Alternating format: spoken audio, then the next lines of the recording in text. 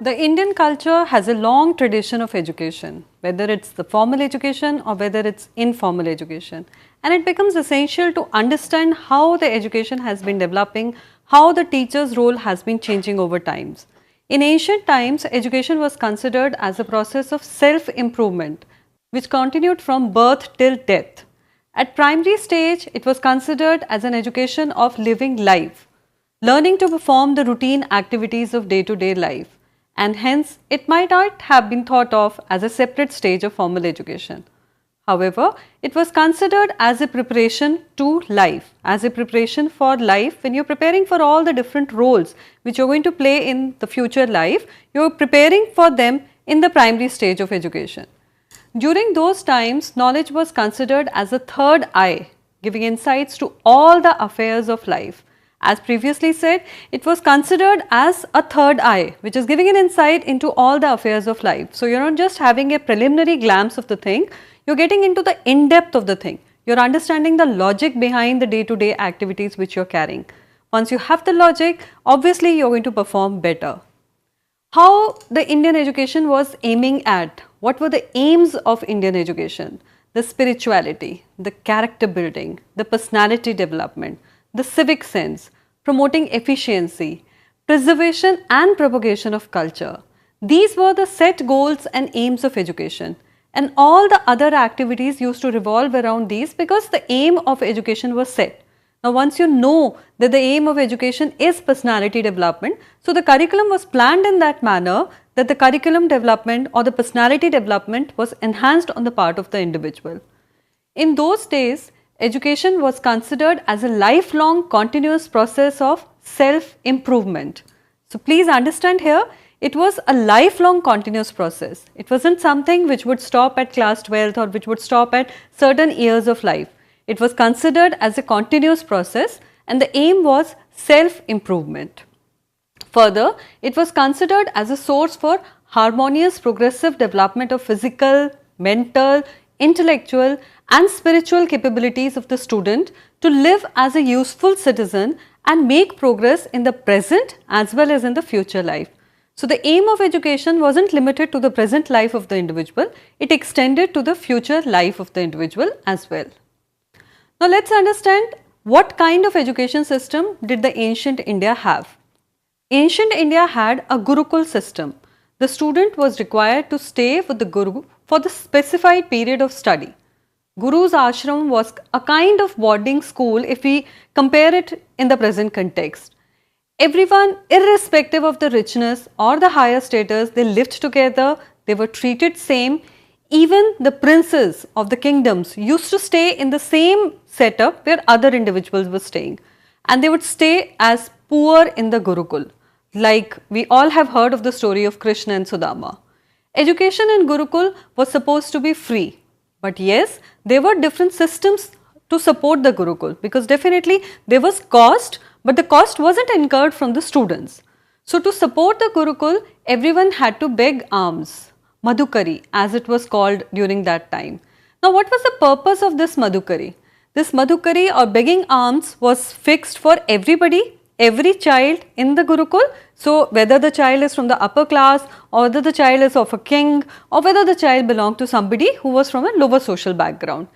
Because Madhukari was expected to teach them humility and a certain kind of in-depthness to the society for supporting them as a student. Also, it helped in minimizing the caste hierarchy and treating all the students as equal. So one understands if everybody is going out to beg for alms, so it was giving a certain kind of equality among all the children, irrespective of the background they are coming from, irrespective of the lineage they are carrying. So Madhukari helped in maintaining this caste, helped in absolving this caste hierarchy. Now let's come to the further conclusion of the things, who was the Guru. Guru was the head of the Gurukul. He was like a father figure, he was like a parent, he was like a guardian of the inmates. He taught students without charging any kind of fees. Now this flows from how the Gurukul was working. We said that Gurukul was not supposed to charge anything. The similar was happening for the Guru who was the head of the Gurukul, that they were not charging anything. They were not charging any kind of fees from the students. But how do they manage the things then? For Guru, charging fees was like a taboo. He wasn't considered good if he was charging any kind of fee from the students. A Guru would consider Vidya Dan as the best Dan, and they would condemn the very idea of selling knowledge. So, it was considered that knowledge is something which cannot be sold. So, it is the prerogative of the Gurukul that they won't charge anything from the students. Now, how did they support themselves? The Gurukuls were supported by the donations. Donations from the kings, there were donations from the philanthropists, and the donations from the rich of the society. Further, they would get Guru Dakshana from the students once they have completed the education. Now, what was this Guru Dakshana? Guru Dakshana was an offering of the student as a parting gift to the Gurukul at the end of the study. It need not be in the form of money, it can be in any other form the way the Guru desires. It may be in the form of certain vices which the student would drop in, it would be in the form of certain pledges which the student may take.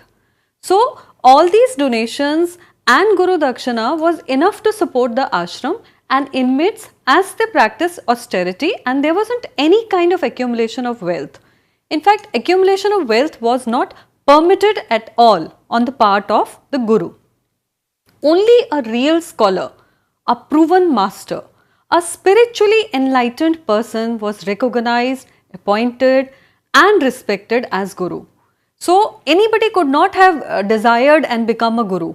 They need to have certain qualities among themselves, only then they could take the shape or they could take the form of a Guru.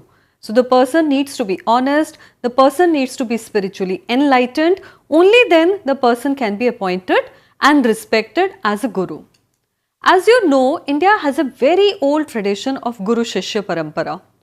For his selfless service, the teacher or the Guru was held in very high esteem by the society and was respected even by the kings.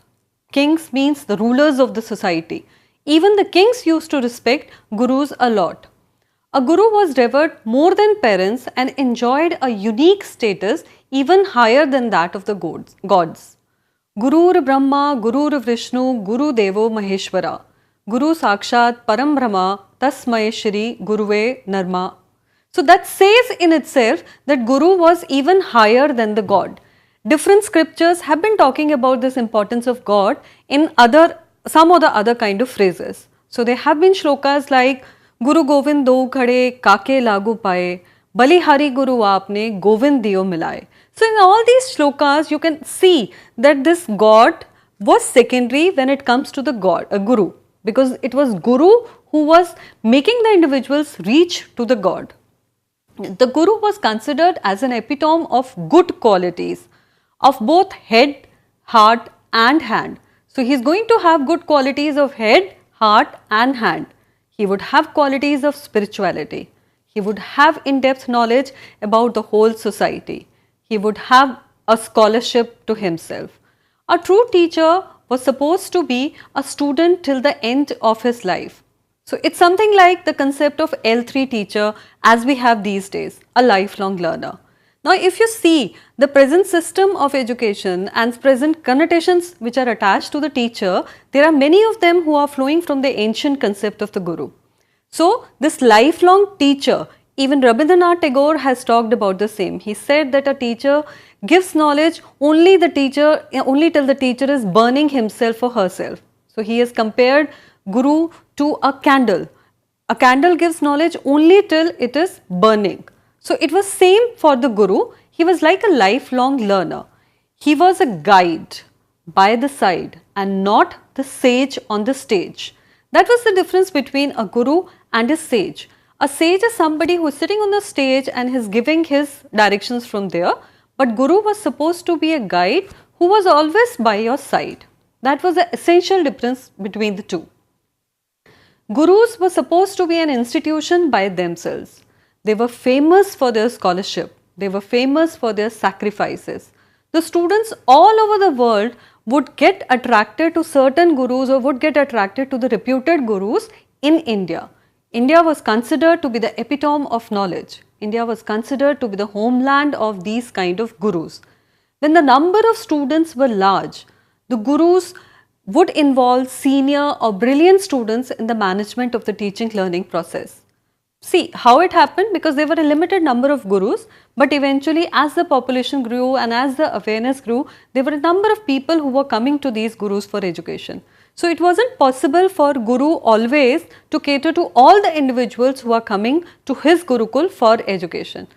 So what guru would do is, guru would teach his senior or brilliant students and they would manage the further teaching learning process. Everything wasn't left on these senior or brilliant students. However, the guru would always be there to guide these people, but they would help in management of teaching learning process. Now, how did this help? This provided the much needed assistance to guru in his work. This was something which was very much needed, because the number of children who were coming, or the number of learning knowledge seekers who were coming to the Gurukul was getting increased, and there were a limited number of gurus. So this kind of assistance, when was provided by the senior students or when was provided by the brilliant students, that would ease the burden on the teacher or the guru, and they would get this assistance from these children. Further, it also provided a certain kind of teacher training opportunity to these young learners. So within the setting of the system, within the setting of the Gurukul, as learners also, they were getting this opportunity to get teacher training also. They also got the opportunity for learning the art of teaching to the prospective teachers under the direct supervision of Guru. This is very different from the kind of teacher training system we have these days. Here, you do not get this offhand or on-hand experience directly. However, in that system of Gurukul, under the direct supervision of Guru, you were managing this teaching learning process. Now, when you were getting that kind of opportunity, it helped the student a lot, because the Guru was in direct touch with the student. So, they would monitor them, they would tell them, they would improve them, and definitely the product was a better one. Now, this monitorial system is a contribution of ancient Indian education system to induct the pupils. The ancient education system had this monitorial system wherein the guru would train the pupils, the senior pupils, and these senior pupils would train the junior students or the new students who were coming into the system. They could be either the son of the teacher or older senior abler students as teachers. So it wasn't necessary that these young brilliant children of the teachers, they may be the children of the teachers and they may be the senior abler students also. Later, during Manu's period, the social order changed. Now, it was that anyone who is born as a Brahmin would become a guru, whether scholarly or not. So, here the caste system came into effect. If you are a Brahmin, you are born to a Brahmin, you are going to become a guru, whether you are scholarly or not. So, your occupation was certainly attached to the lineage which you are carrying. Occupation was attached to the family in which you are born. Occupation was attached to the caste in which you were born. The father will teach and train the son as a teacher. Teaching almost became like a family profession of the Brahmins only.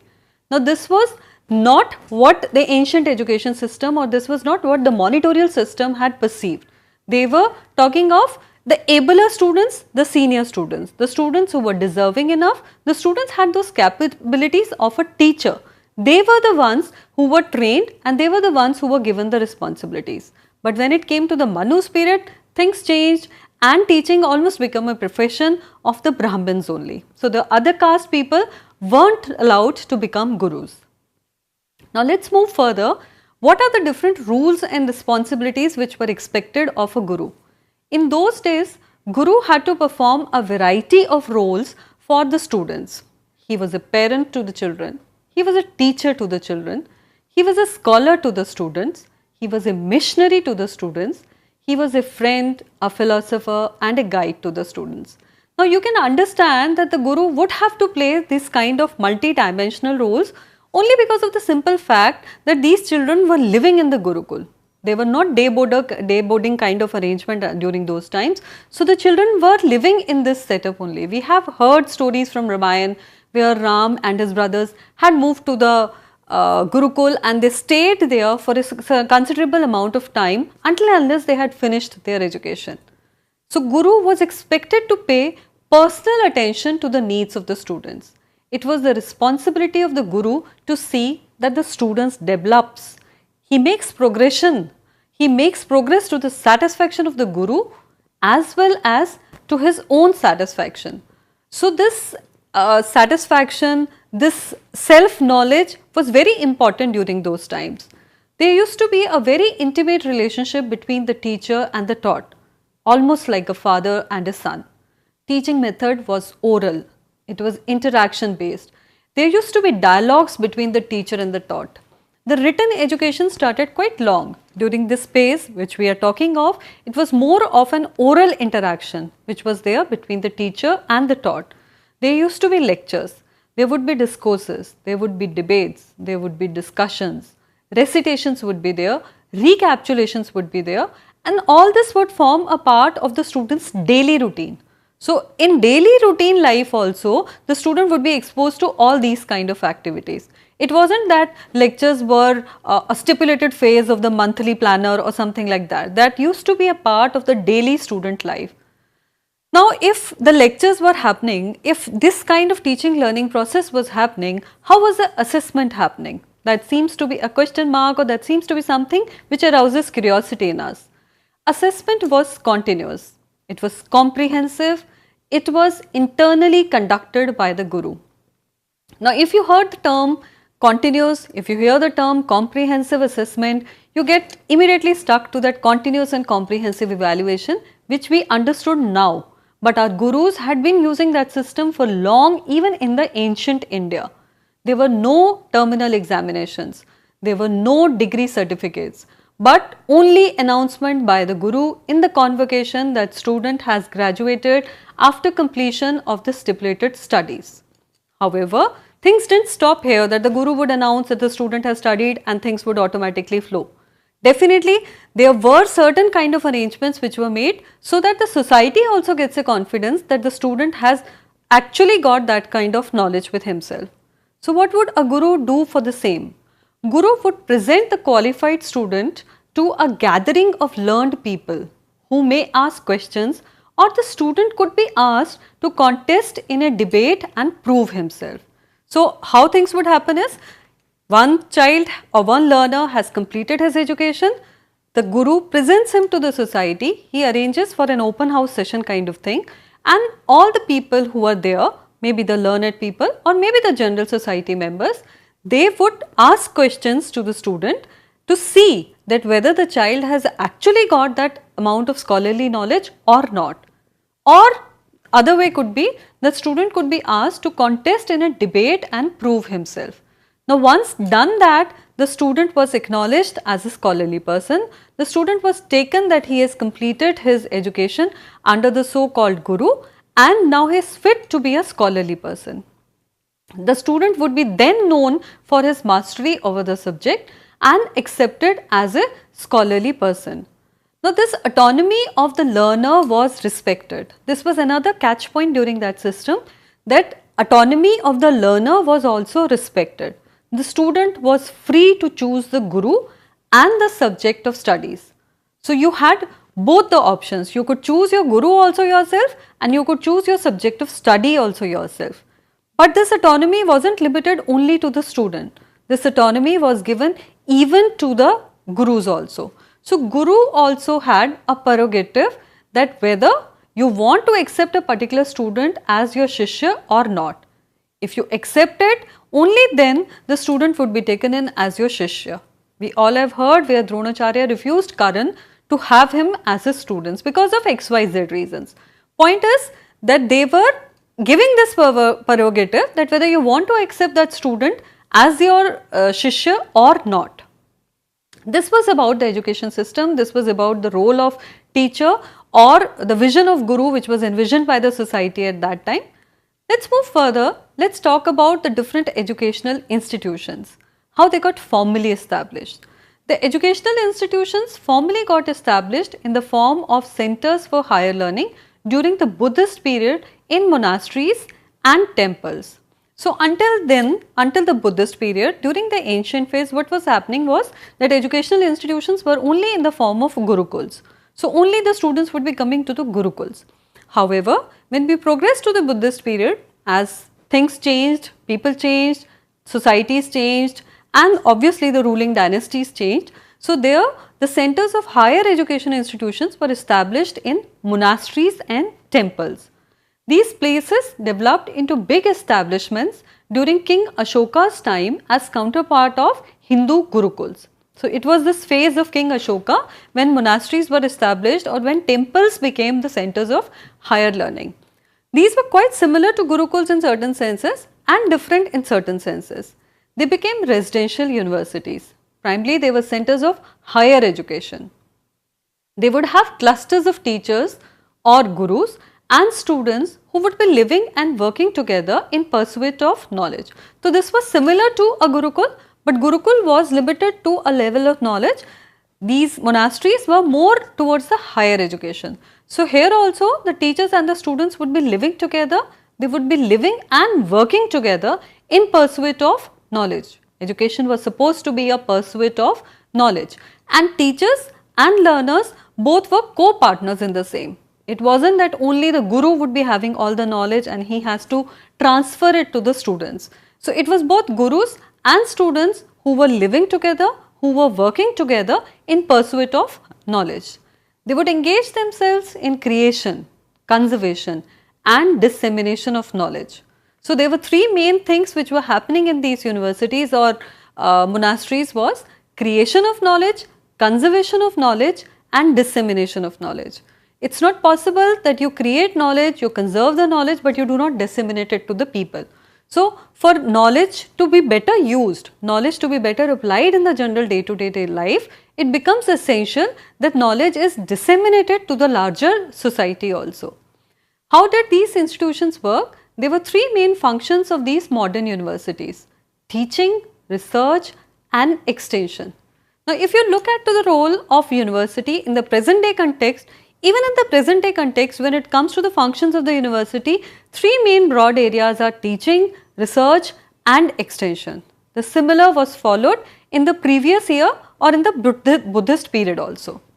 Admissions were made through the entrance test, very hard one, at well known places of higher education like Takshila, Nalanda, Vikramshila, Vallabhai, Nadia, Kanchi, Banaras, etc. So there were different centers of knowledge, and the ones who were more popular or the ones who were more highly reputed had difficult entrance tests, quite similar to the ones which we face these days. We have entrance tests or some other kind of elimination rounds so that we take in certain students for higher education, but we do not take all the students for higher education. So during those times also there used to be entrance test for the same. These centers would attract students from all over the world, not just India, they would have students from all over the world. Gurukul would continue to impart the instruction in individual capacity but not as an institution. Now this was one characteristic difference between a Gurukul and a monastery or an institution. Institution would work not at an individual capacity, however Gurukul would work at an individual capacity. There were pathshalas also during the medieval period.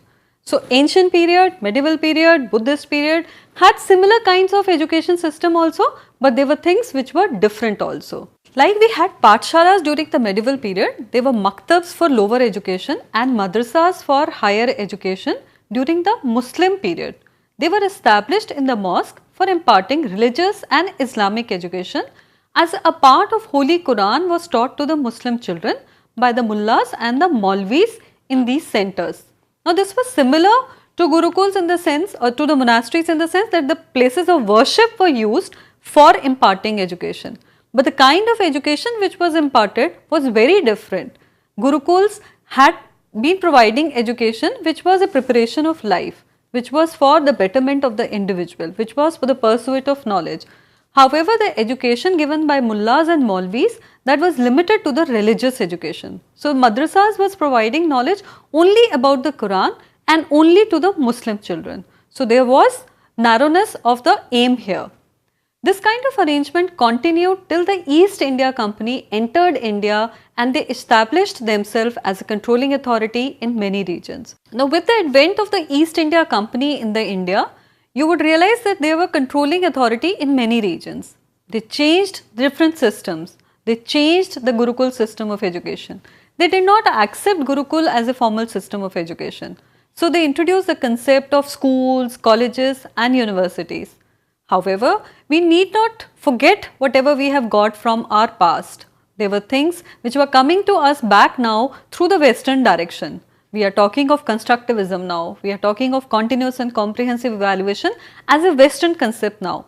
But as you have already heard that in the previous years, in the ancient times only, we were the ones who were using continuous and comprehensive evaluation.